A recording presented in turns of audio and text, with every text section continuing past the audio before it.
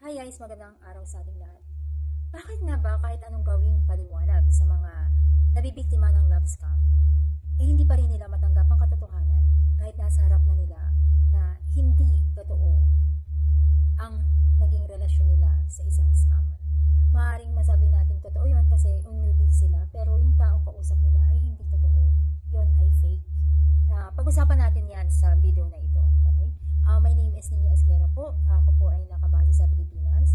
And I've been vlogging Mr. Han Yi-hoon and spreading love scam awareness since January 4, 2023. Ito po ay isang insight ko lang po sa naranasan ko po or mga na-encounter ko po for the past almost 3 years of vlogging Mr. Han Yi-hoon and love scam awareness. May mga pagkakataon po na na-encounter ko po yung ibang mga biktima ng love scam na biktima po ng picture ni Mr. Han Yi-hoon. And alam naman po natin na si Mr. Han Yi-hoon ay palagi nagla-live ngayon. Everyday po, siya po ay nagla-live ngayon. So, nakikita po ng mga biktima, yung mga nakakaalam na kung saan yung nahitim ang account ni Mr. Han Yi-hoon, nakakapunta sila sa live stream. No?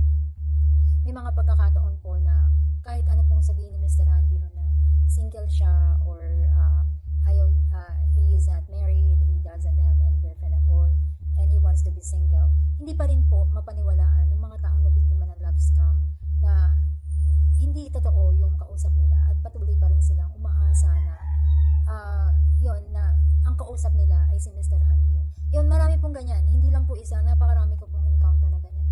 Ito po, hindi natin masisisi yung mga taong ganon ang pananaw at ganon ang pag-iisip sapagkat bago nila nalaman o na-encounter ang lehitimong Han Yi-hoon, sila ay nakikipag-usap na ng napakatagal sa isang scammer. Yun po yung nabuo sa pag-iisip nila. Ngayon, mahirap i-baguhin or mahirap magbigay ng panibagong impormasyon sa isang pag-iisip ng tao na kung meron na siyang nabuong ideya sa isip nila, mahirap yun baguhin.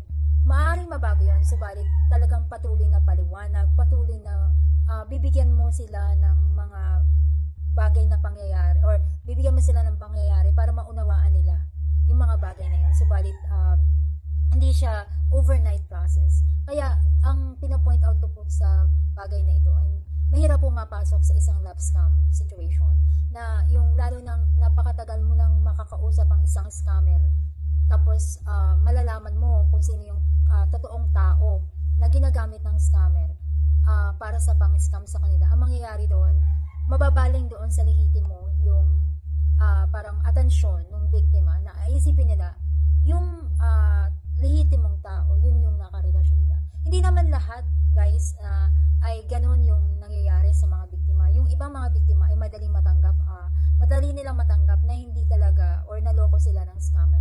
Meron naman talaga na kahit anong gawin nating paliwanag ay hindi nila mapaniwalaan ito. Even nga na yung lehitimong tao na ang magsabi mismo sa live stream nila, hindi nila ito mapaniwalaan. Guys, ang ibig sabihin lang nito, kapag kayo ay napasok sa isang love scam situation, lalo kayo ay na-in-love talaga kayo, inibig ninyo, minahal ninyo yung taong nang i-scam, talagang mananatili kayo sa ganong pag-iisip at maaaring patuloy pa rin kayo makapagrelasyon, makipag-usap doon sa scammer. No? Kaya ang pinupoint ko dito din sa video na ito ay mag-iingat po tayo sa mga nakakausap natin. Kung may makausap man tayo sa online, maging mapanuri po tayo. I-check nyo yung account. No? I-check nyo yung account kung talagang nakikita nyo pang lehitimo. Paano nyo malalamang lehitimo ito? Una, tingnan ninyo kung ito ba ay bagong account. Ano ba yung bukod sa account, ano ba yung mga tinatanong sa inyo ng mga kausap ninyo?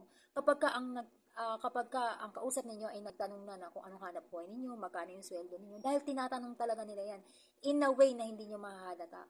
Pero kapag pinag-usapan ninyo yung mga financial part sa buhay ninyo, ay mag-isip-isip na kayo, lalo kung bago nyo pa lang sila na-encounter.